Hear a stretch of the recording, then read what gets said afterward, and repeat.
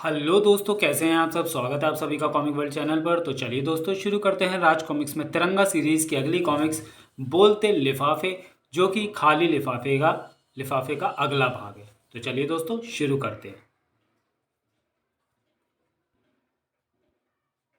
बोलते लिफाफे, लेखक तरुण कुमार भाई, सहयोग विवेक मोहन, संपादन मनीष गुप्ता, चित्रांकन दिलीप चौबे, चित्र सहयोग विनीत सिद्धार्थ। डाक से कोई लिफाफा और वो भी खाली अगर रामनारायण के पास आए तो समझो मामला गड़बड़ है। इस गड़बड़ का पता लगाने तिरंगा एक रात चुपचाप रामनारायण के घर जा पहुंचा तो उसे वहां मिला एक और लिफाफा। ये तो खाली लिफाफा है। यहां तक का कथानक आपने पूर्व कॉमिक खाली लिफाफा में पढ़ा। अब आगे। तिरंगा उस लिफाफे के साथ जैसे ही पलटा, ओह रामनारायण, तुम मेरे घर की तलाशी लेने आए थे ना। तलाशी में तुम्हें मिले बहुत सारे खाली लिफाफे, लेकिन मेरे खिलाफ कोई सबूत हाथ नहीं लगा और ना ही अब लगेगा। अब जो चीज तुम्हारे हाथ लगेगी वो होगी मौत। तुम्हारी हत्या कर देने से मुझे कोई नुकसान नहीं होगा, क्योंकि किसी को नहीं पता चलेगा कि तिरंगा मारा गया, क्योंकि मैं तुम्हारी तिरंगा ड्रेस उतार दूंगा। थाक। मैं सबको यही कहूंगा कि एक डाकू था जो मेरे घर डकैती के उद्देश्य से आया था और मैंने उसकी जिंदगी का टायर पंचर कर दिया। तू बहुत चालाक सही रामनारायण, पर तुझे गलत फहमी हो गई है कि तू मुझे मार देगा। अब मैं जहां से जाऊंगा तो तेरी ये गलत फहमी खुद ब खुद दूर हो जाएगी। थाक। दरअसल मैं तुझे पूरे सबूतों और गवाहों के साथ गिरफ्तार कराऊंगा रामनारायण। ठाक। और मुझे पूरा यकीन है कि ये खाली लिफाफे मुझे आगे बढ़ने में मेरी मदद करेंगे। मेरा इंतजार करना रामनारायण, मैं बहुत जल्दी तेरा बाजा बजाऊंगा। तू कभी भी उन खाली लिफाफों का रहस्य नहीं जान पाएगा तिरंगा। जबड़े भिज गए थे रामनारायण के, जबकि इधर तिरंगा की आंखों से रात के आखिरी प्रहर में भी नींद कोसों दूर थी। अपने भेद को भेद रखने और गुप्त मैसेज भेजने के लिए कुछ देशों के जासूस भी खाली पन्नों पर संदेश भेजते थे। मुझे उन सभी तरीकों का इस रहस्य को सुलझाने के लिए प्रयोग करना होगा। मगर यहाँ खाली पन्ने नहीं, यहाँ भेजे जा रहे हैं खाली लिफाफे, जिन पर अलग अलग हैंड राइटिंग में पते लिखे हैं, यानी कि इन्हें अलग अलग व्यक्तियों द्वारा भेजा गया है। ये सभी लिफाफे रंगीन हैं और जो लिफाफे एक ही रंग के हों उन पर लिखी हैंड राइटिंग एक ही व्यक्ति की लग रही है। यानी कि एक ही व्यक्ति रामनारायण को एक, दो या तीन लिफाफे भी भेजता है। इससे यह भी साबित होता है कि यह रंग व्यक्ति की पहचान के लिए कोड है। जैसे ये तीन लिफाफे भेजने वाला एक ही व्यक्ति है और ये दो लिफाफे भेजने वाला एक ही आदमी है। लो, एक रहस्य तो सॉल्व हुआ। अब मुझे पता लगाना है कि खाली लिफाफों में छिपे मैसेज का। उसके लिए मुझे एक लिफाफे को पूरा खोलना होगा। लिफाफा देखते ही रामनारायण समझ जाता होगा कि इसे भेजने वाला कौन है।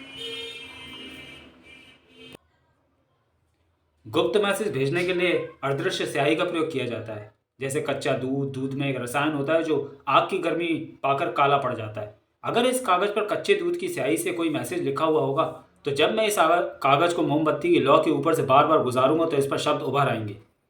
इस पर शब्द नहीं उभरे, यानी कि इस पर कच्चे दूध की स्याही का प्रयोग नहीं किया गया। अब मैं दूसरे लिफाफे को खोलकर अपनाऊंगा दूसरा तरीका। उसके लिए मैं थोड़े आंखों में लगाने वाला सुरमा लूंगा। थोड़े से सुरमे को मैं इस खोले हुए लिफाफे पर पलट दूंगा और उंगली से उस सुरमे को कागज पर फैला दूंगा। अगर इस कागज पर गुप्त स्याही यानी मोम से लिखा गया होगा तो मोम वाली जगह पर सुरमे के कण अटक कर शब्दों को रूप दे देंगे। शब्दों को रूप नहीं मिला, यानी कि मोम का प्रयोग भी नहीं किया गया। तो फिर कहीं इस पर ग्लोइंग इंक का प्रयोग तो नहीं किया गया। आजकल प्रिंटिंग क्षेत्र में चमकने वाली ग्लोइंग इंक का प्रयोग किया जाता है। जैसे रेडियम अंधेरे में चमकता है, वैसे ही ग्लोइंग इंक भी अंधेरे में चमकती है। मुझे लाइट ऑफ करनी होगी। तिरंगा ने तीसरा लिफाफा भी खोला। पूरे खुले लिफाफे पर कुछ भी ग्लो नहीं हो रहा, यानी यह तरीका भी इस्तेमाल नहीं किया गया। चकराने लगा तिरंगा का मस्तिष्क। अरे हाँ, एक तरीका फिल्म आंखें में दिखाया गया था। उसमें जासूस हीरोइन को ऐसा ही एक लिफाफा मिलता है जिसकी डाक टिकट के नीचे एक माइक्रो फिल्म छुपी हुई होती है। माइक्रो फिल्म को स्टिल प्रोजेक्टर पर चलाकर उस पर लिखा मैसेज ले लिया जाता है। ओह शिट, टिकट के नीचे कोई माइक्रो फिल्म नहीं है। तिरंगा पर जबरदस्त बेचैनी हावी होने लगी। मैंने लिफाफों की हर संभव जांच कर ली है। अब तिरंगा ने उठाया वो लिफाफा जिसे तिरंगा ने रामनारायण के घर पर खुद खोला था। आखिर मैं उस रहस्य को क्यों नहीं पकड़ पा रहा। चाहे कुछ भी हो जाए, मैं भी इनका पीछा आसानी से नहीं छोड़ूंगा। ये वो लिफाफा है जो मैंने खुद रामनारायण के घर पर फाड़ा था, और ये इस दूसरे लिफाफे के रंग का जिसके कारण पार्किंग कॉन्ट्रैक्टर लेखपाल की हत्या की गई। यानी इस लिफाफे को भी मुर्गा पंडित ने ही रामनारायण को भेजा है। तो क्या उसने एक और सुपारी भेजी है? मगर जिसके कत्ल की ये मुझे मतलब किसके कत्ल की ये मुझे तब तक पता नहीं चलेगा जब तक मैं इस गूंगे लिफाफों की भाषा नहीं समझ जाता। तिरंगा की निगाहें लिफाफे पर एक जगह पर केंद्रित हो गईं। इन लिफाफों की एक विशेष बात पर तो मेरा ध्यान गया ही नहीं, और वो विशेष बात इसके 3 किनारों पर बनी ये ग्राफ जैसी धारियां, जबकि इसके ऊपरी उस हिस्से पर ये धारियां यानी ग्राफ नहीं है जहां से ये लिफाफे को फाड़ा जाता है। ये धारियां बिल्कुल ऐसे डिजाइन की हैं जैसे किसी दिल के मरीज का इकोकार्डियोग्राम किया गया हो, यानी ईसीजी। क्या रहस्य है इन ग्राफ जैसी धारियों का?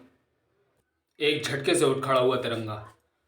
अगर ये धारियां वही हैं तो थोड़ी देर बाद ये लिफाफे बोलने लगेंगे। इस वक्त सिनेमा का आखिरी शो छूट रहा है। मुझे यहाँ के प्रोजेक्शन रूम में काम है तिरंगा। मुझे प्रोजेक्टर का वो हिस्सा दिखाओ जहाँ फिल्म की साउंड लाइन चलती है। तुम्हारी कोई भी मदद करके मुझे खुशी होगी तिरंगा। ये देखो, ये है फिल्म की रील। इसके किनारे पर जो आड़ी तिरछी लाइनें होती हैं इसे ही साउंड लाइन कहते हैं। प्रोजेक्टर पर फिल्म जब लेंसों के सामने से गुजरती है तो प्रकाश की एक बहुत बारीक किरण एक साउंड लाइन पर पड़ती है। प्रकाश के माध्यम से आवाज़ तरंगें यहाँ से स्पीकर तक पहुँचती हैं, जिससे हमें डायलॉग सुनाई पड़ते हैं। अब मुझे मेरे डायलॉग सुनने दो। तिरंगा ने लिफाफे की आड़ी तिरछी लाइनों वाले हिस्से को प्रोजेक्टर के साउंड बॉक्स के प्रकाश किरण के सामने रखा तो राम नारायण भैया सलाम वो मारा। तिरंगा का चेहरा रेडियम की तरह चमक उठा। माल कहाँ से लेना और कहाँ पहुँचाना है पते नोट करो। तुम्हारा कमीशन तुम्हें वहीं से मिल जाएगा जहाँ तुम माल की डिलीवरी दोगे। तिरंगा एक एक कर लिफाफे पर बनी साउंड लाइन के मैसेज सुनता चला गया। और तब अब मैं वो लिफाफा जिसे मैंने खोला था देखूं उसमें क्या कह रहा है मुर्गा पंडित। चेहरे पर कामयाबी की जबरदस्त चमक लिए तिरंगा सिनेमा हॉल से बाहर निकला। मुर्गा पंडित बोल रहा हूँ राम नारायण। लेखपाल को रास्ते से हटाकर तुमने मेरे लिए पार्किंग के ठेके हासिल करने का रास्ता तो खोल दिया, लेकिन तिरंगा तुम्हारे पीछे लग गया है। उसे मुझ पर भी शक हो गया है कि लेखपाल की हत्या मैंने ही कराई है, और ये सच भी है। उसे रास्ते से हटा दो। इसे तिरंगा की मौत की सुपारी समझो, कीमत जो तुम चाहोगे। चेहरे पर कामयाबी की जबरदस्त चमक लिए तिरंगा सिनेमा हॉल से बाहर निकला। अब मैं भेजूंगा एक खाली लिफाफा। अगली सुबह राम नारायण को मिला वह लिफाफा। अरे तिरंगा लिफाफा किसने भेज दिया? राम नारायण ने लिफाफे को खोला। यह भी खाली है। खाली लिफाफा लेकर राम नारायण डार्क रूम में पहुंचा। लिफाफे को उसने उस साउंड मशीन में कंप्यूटर फ्लॉपी की तरह इंसर्ट किया। इसी के साथ गूंज उठा वह सर। सावधान राम नारायण, अब तुझे फिटनेस की जरूरत है। 24 घंटे के अंदर अंदर तुझे जेल पहुंचा दूंगा। तिरंगा की आवाज। अगले दिन एक बार फिर लगी थी ऑटो चालकों की लाइनें, लेकिन पहले तिरंगा वहां पहुंचा। आज यहां राम नारायण वसूली नहीं करेगा, बल्कि तिरंगा वसूली करेगा। लाओ ये नोट मुझे दो। तिरंगा, ये तुम क्या कर रहे हो? हफ्ता वसूली कर रहा हूं, लेकिन आज ये पैसा समाज के उस खतरनाक गुंडे की जेब में नहीं जाएगा जो इस पैसे का इस्तेमाल अपनी अय्याशी के लिए करता है। आज ये पैसा उस गरीब ऑटो चालक अमीर चंद की परिवार की रोजी रोटी बनेगा जिसे राम नारायण ने मरवा दिया था। उसके बच्चों की फीस भरी जाएगी इस पैसे से। उसकी बहन की शादी में काम आएगा ये पैसा। लेकिन जब राम नारायण आएगा तो उसे हम हफ्ता कहाँ से देंगे? उसे हफ्ता तिरंगा देगा। वो देखो, हफ्ता उस ट्रक में है।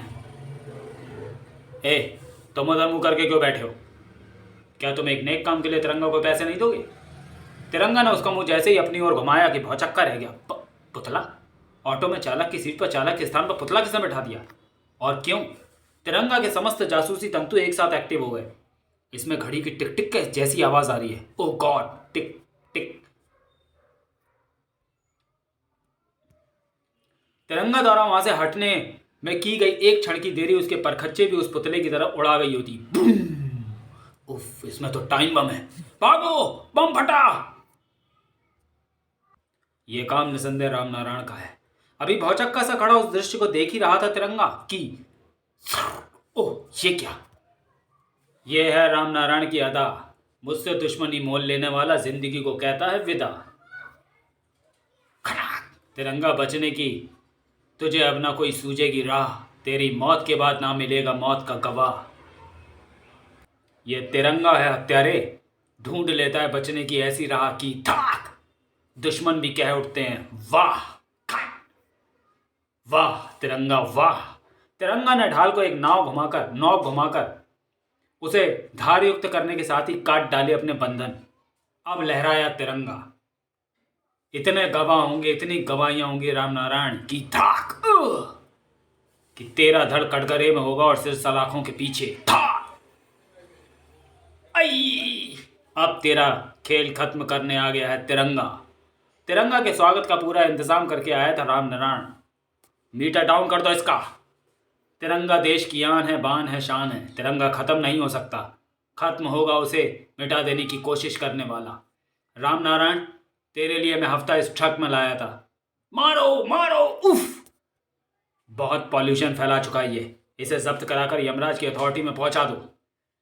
ओ, ऑटो के मजे हुए चालक हैं ये। मैंने अपने शरीर से ऑटो की पूरी विंड स्क्रीन को ढक लिया है, जिससे ऑटो चालक सामने का दृश्य नहीं देख पाएगा।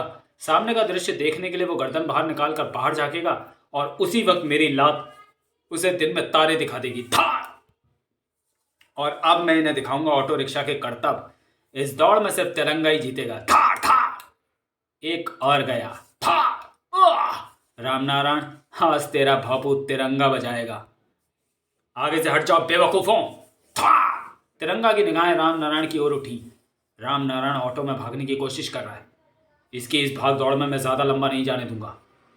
अरे, तिरंगा पर गरीबी आ गई, वो ऑटो चला रहा है। हो, ऑटो ऑटो ऑटो खाली नहीं है। ओए, हम पुलिस में शिकायत करेंगे, सवारी को मना कर दिया। राम नारायण पंटून पुल की तरफ जा रहा है। काक, भागने की कोशिश करना बेकार है राम नारायण, अपने आप को कानून के हवाले कर दे। थाक, उफ। अब तो तेरा ऑटो भी तुझे धोखा दे गया राम नारायण, अब मैं तेरा चालान काटूंगा। राम नारायण, मैं पानी में छलांग लगा दी। अपना चालान कटवाने के लिए मैं तेरे हाथ नहीं लगूंगा तिरंगा। छपाक। तिरंगा कूद कर नौका पर पहुंचा और ये मछली पकड़ने की नौका है ना, मगर आज तिरंगा इसे मछली नहीं पकड़ेगा बल्कि आदमी पकड़ेगा, यानी भागता अपराधी। फिर मैंने 24 घंटों में तुम्हारी सही जगह पर पहुंचा दिया और इस बार तुम्हारे जुर्मों की गवाही मैं नहीं दूंगा बल्कि गवाही देंगे वही खाली लिफाफे। उन लिफाफों पर जिन अपराधी लोगों के नाम पते हैं वो भी गवाही देंगे। अब तुम्हारी जमानत नहीं हो पाएगी राम नारायण।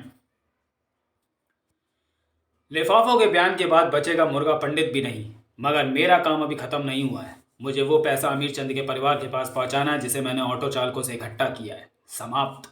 तो चलिए दोस्तों, वीडियो को यही समाप्त करते हुए मिलते हैं तिरंगा सीरीज की अगली कॉमिक्स काला पोस्टर में। तब तक के लिए धन्यवाद।